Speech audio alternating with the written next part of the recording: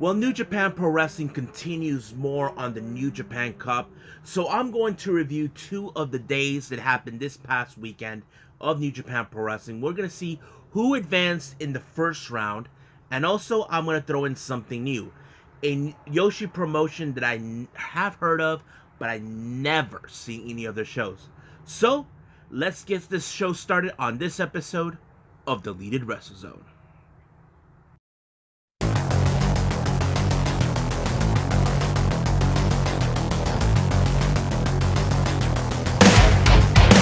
Are you ready? Get up, get up! Get up, get up! Get up, get up! Get up, get up! Get up, get up! Get up, get up!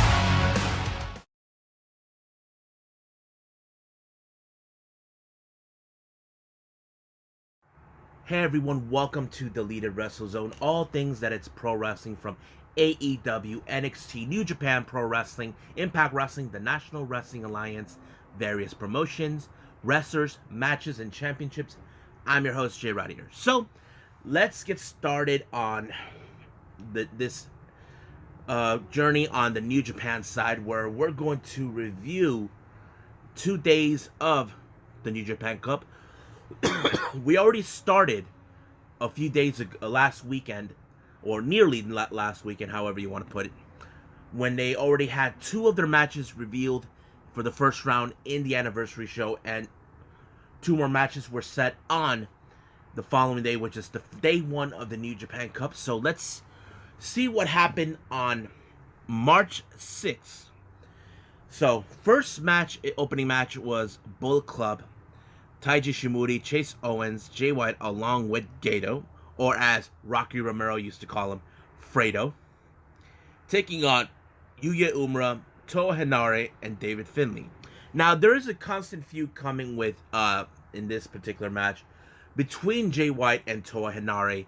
If you guys must know, Toa Henare and Jay White they're from the same New Zealand area, but however, Jay White started a feud saying that Toa Henare is not in the same level. But this is one of those matches where, okay, this is going to be a good feud down the line, but more of a preview. I'm not 100%, I'm certain that Jay White is in, or I think Jay White and, I'm not sure about Chase, is in the New Japan Cup, but however, I'm not sure yet, but I do know Toa Henare is in it, so is possibly David Finlay. I'm not sure on that one. But it was a very interesting match. But however, you know how Bullet Club wins in these particular matches, because they cheat, and besides, you got to watch out for Fredo, who is in fact the one reason they keep winning their matches whenever it's involved with Jay White. So Bullet Club won their match. Next match is the United Empire, once again making their statement, making their way to prove they're a powerful force that people should be afraid of or bow down to. Consistent of Cobb, Ospreay, and Khan, alongside B. Priestley, taking on LIJ, Bushi, Sonata, and Tetsuya Naito. As you know, recently in the first round of the New Japan Cup, the Great Khan was able to defeat Naito by obliterating his knee, trying to break him in half. Basically, Great Khan is a very predictable person. He knows how to calculate how to win.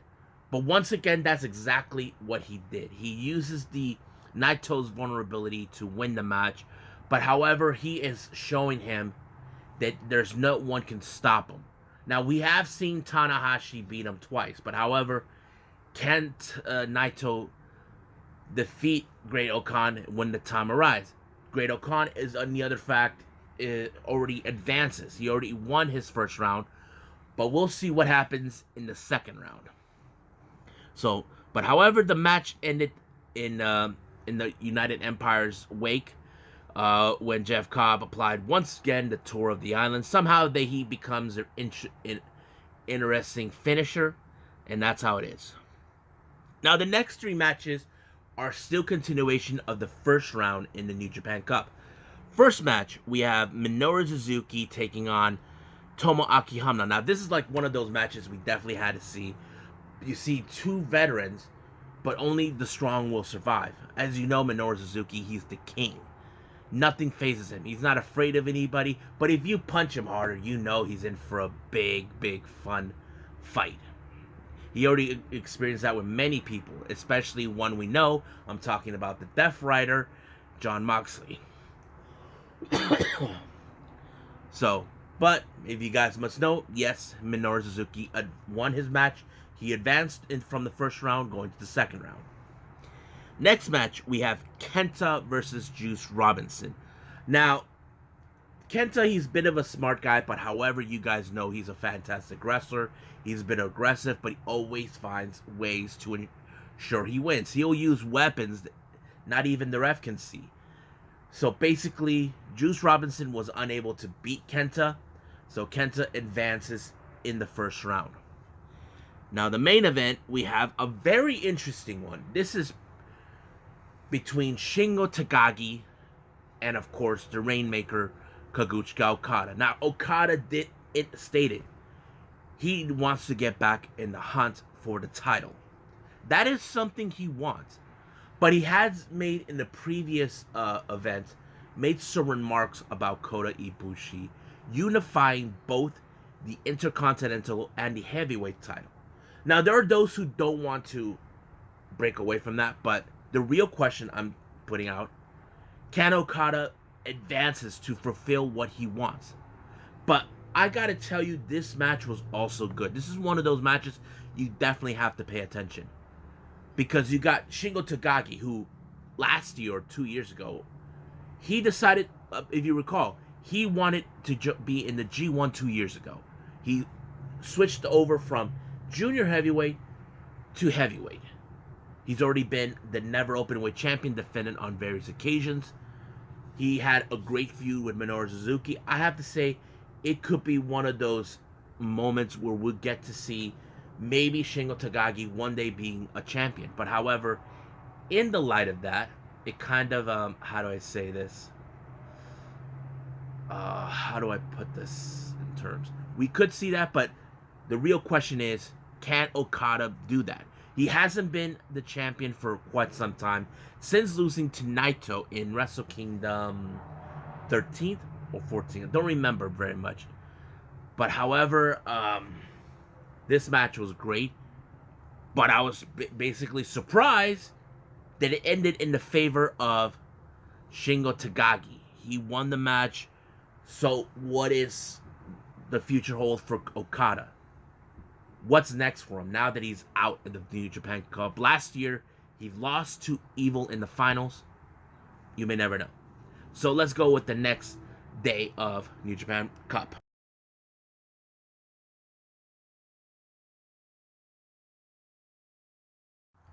Alrighty, so we continue more with New Japan Pro Wrestling. So we have, once again, continuing with the New Japan Cup. So we're still in the first round. So, I'm still trying to keep track who is in it, but I can tell you what's been happening. The following day, which is the 7th of March, we had some interesting matches. Let's just go on with it. Opening round, we have the Young Lions once again taking the ring. Yuya Uemura and Sota Tsuji. Now, I've always talked about these two guys. They go back and forth, back and forth. But I can tell you anyway who won. Yota Tsuji. So let's move on. We have another interesting tag team between the United Empire, the Great Khan and Jeff Cobb, taking on Tomoaki Hamna and Satoshi Kojima. Now, we do know in this particular match, we know that Khan is displeased with, it's always been in faces with these guys before. But once again, the United Empire is still strong. They are one of the most powerful forces I think New Japan has, and I think it's one of the most interesting factions we got to pay attention to. Next match, we had the Bullet Club, Dick Togo, Kenta, Evil, and Jay White taking on Ryusuke Taguchi, Juice Robinson, Toa Henare, and Hiroshi Tanahashi. Now, once again in this particular, you would have assumed in this match that the Bullet Club would win, but however, no. It appears that there's tempers flares once again between Toa Henare and Jay White. It's always been like that since Jay White has been criticizing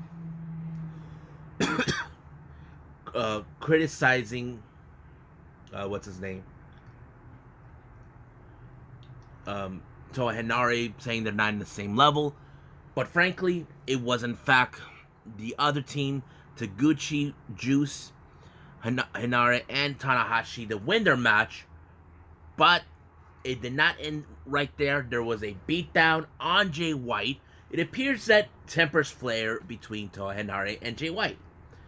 And I'm sure Jay White is not pleased with the fact that the Young Lions once again couldn't break him away from it. And of course, in the other side of the ring during the post-match, they continued on to, beat up Ryusuke Taguchi, even though he's a clown. But he's a fun clown, in my opinion. So, we'll see what happens in the upcoming days and weeks in this tournament. Now we go on to, of course, the next match before we get to the last two matches for the New Japan Cup. LIJ, Bushi, Naito, Sanada, and Taguchi taking on Chaos, Sho, Ishii, Goto, and Okada. Now, as you know, recently there has been a bit of a throwdown. Now, we have seen, I mentioned, Okada lost to Taguchi. Now, this is something that normally we would talk about because we all know Okada, his true goal was to get, but now he lost. But however, another temper flare between two athletes on the opposing teams, Tomohiro Ishii and, of course, Sanada. Now, I'm not sure if these two will be in the same match during the New Japan Cup, but it would be interesting to see who will advance. Now, you probably ask me, who would I vote between those two? Simplest question for me. It's none other than, of course, what's his name? Sanada. I feel Sanada should be advancing further because he's one of those, wrestlers that, okay, he was the guy you don't know who he is, what his intentions. Even when he first came around, he was the silent one, and his actions in the ring kind of speak for himself. And that's what I like about him. But however, as you know, there's always been cause of friction between both LIJ and Chaos. So who won this particular match in this one? That's the easiest part. That was, in fact, LIJ, all thanks to Shingo when he put the Last Dragon onto Sho.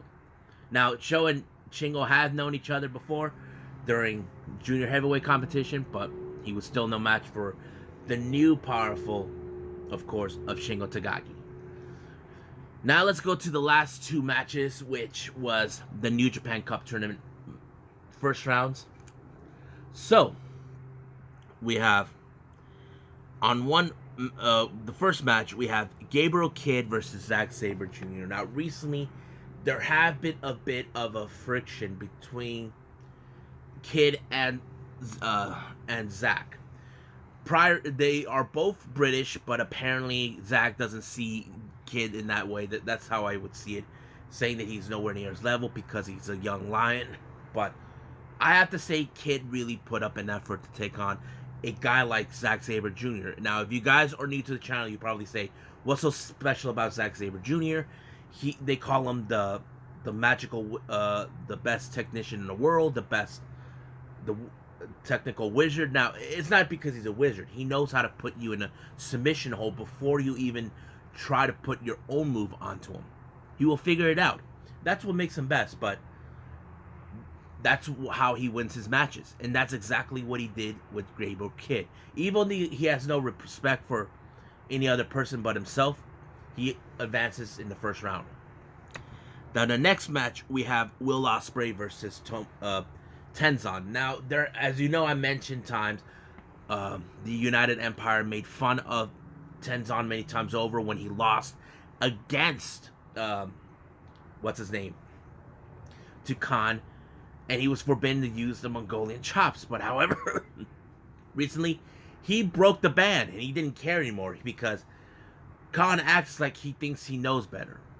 But however, Tenzan was no match for Will Ospreay, and he did made a hell of a ending when he applied the Hidden Blade and the Stormbreaker, and he won his first round. But however, post match he did stated that people need to pay attention, that he's on another level, and we have seen that already. Now, you probably asked me, why is he in another level? He was considered as one of the best junior heavyweights of his time, but now we're seeing the transition with him jumping from junior heavyweight to heavyweight.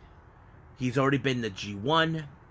He held the junior heavyweight title a couple of times. I'm not sure if the junior tag titles were on his repertoire, but I'll figure that out some other time. But that's pretty much it right now with New Japan. New Japan continuing with the New Japan Cup. So there will be more episodes of this at another time. But however, let's just move on to review a new content where we have the Joshi promotion, Actwres Girl'z.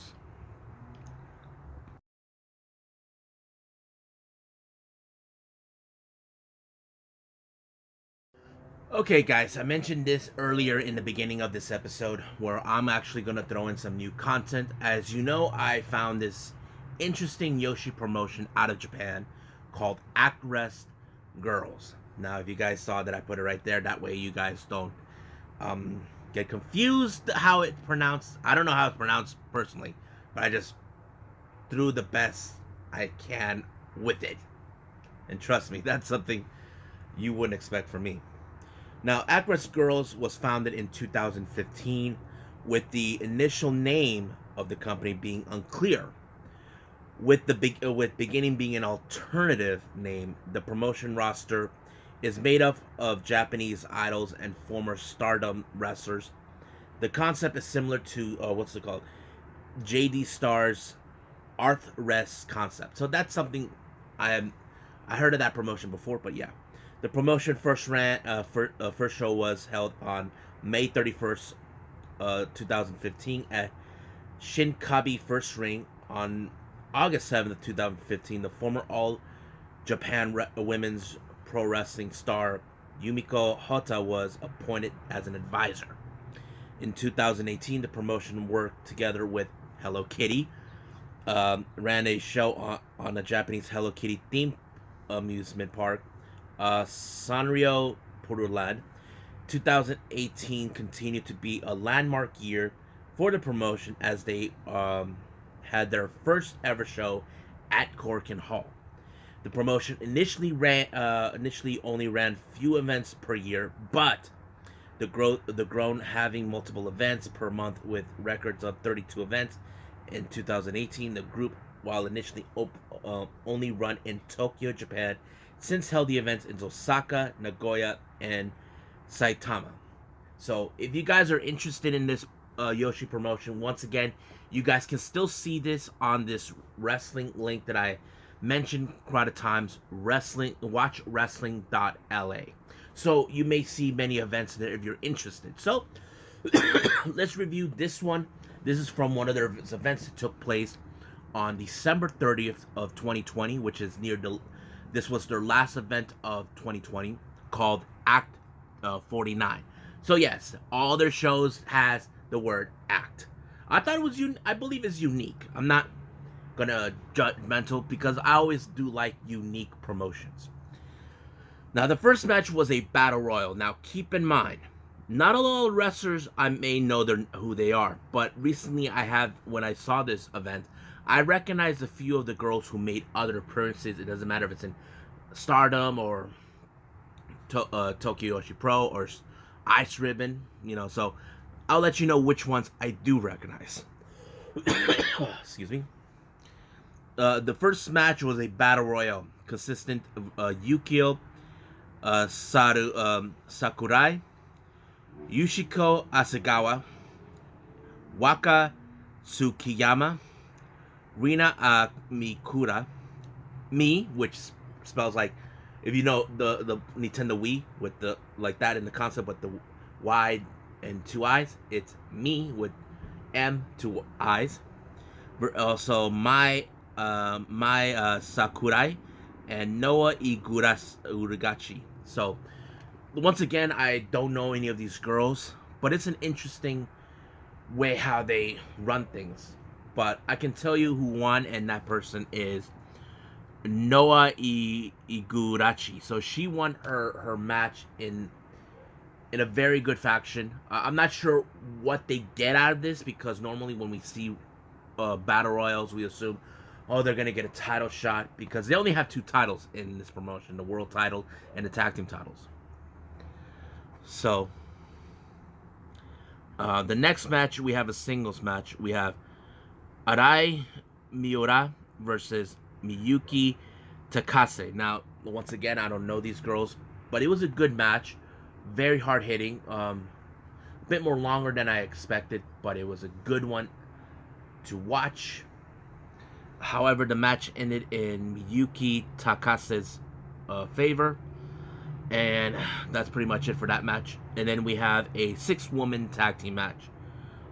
We have the first team, Momo Koho, Ayume Ayashi, Momotani versus Ayano Iri, Michiko Miyagi, and Sakuran Bonita.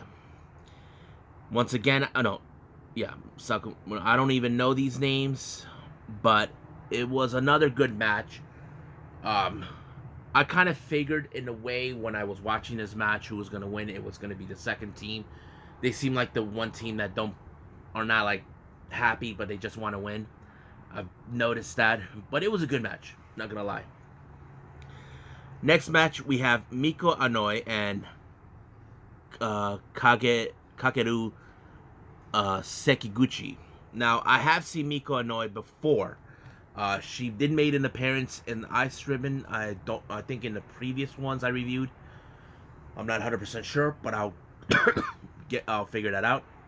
Taking on Misa Matsui and Mira. Also another interesting match. Very hard hitting. Now, the way I saw this match, it sounded more like, I don't know if these girls want to have a shot of the tag team titles, but the way it ended with Miku Unoi and Kageru Sakiguchi won, it was like, wow, it was a pretty good match. I did like it. They did throw a post match where the second team, one of the girls, was not happy to the fact how it ended. That she didn't win. It feels like it made her feel like a loser, that sort of thing. Now we get to the main event, which was a tournament for the AWG Tag Team Championship tournament in the semifinals. Now, the first team, I have seen them before, and that is called Spice Up, Maika Ozuki and Tei Homna. I have seen them on the previous Ice Ribbon shows. They did have the belts. They're taking on Hikari, Shizumi, and Saki. Now, the reason I mentioned that I've seen Spice App is because I've seen them before. Their names sounded truly familiar. They did not have the titles at the time when I saw that in Ice Ribbon. This is like from their later events in Ice Ribbon. I'm assuming they would have won the tournament, and they actually won it. But I'm not going to spoil it too much because I haven't seen that. I know there's other of these events that they have. It might give me a much clearer picture once I see it. But it was also another good match because, like I said, in tournaments, you know this is going to be interesting where, okay, who's going to get a shot of the titles? And that kind of thing makes a lot more clear. But it was Spice App that won the match, and a very good one. Don't know what's gonna happen in the upcoming. I know there's more events of these. Hope you guys enjoy me reviewing this one, even though it's too early for me to make a good judgment what I would say, because like I said, not a lot of these girls are familiarized with me, but I'm catching up as much as possible for all of you guys, because I know, if you guys must know, there's a reason why this the name Deleted WrestleZone means. You see, Deleted WrestleZone means there's a lot of promotions that maybe none of you are aware of. I know some people can be already tired and bored with WWE, with the same old concepts, same old storylines, same old feuds. And if you want something new, do you want to watch that will be more entertaining? I can give you every promotion I can find. It doesn't matter if it's in Japan or Mexico or in where else? In Europe, the UK, anywhere in the world. I love reviewing these Japanese wrestling promotions because I'm becoming more addicted to it more. But that's just me. So if you guys like this promotion at Actwres Girl'z, then you guys are in the right spot to enjoy the reviews. So I think that's pretty much it right now. So I'll see you guys in the next episode, the next DWZ time, DWZ channel. And I must bid all of you adieu. So goodbye. And have a nice day. Bang.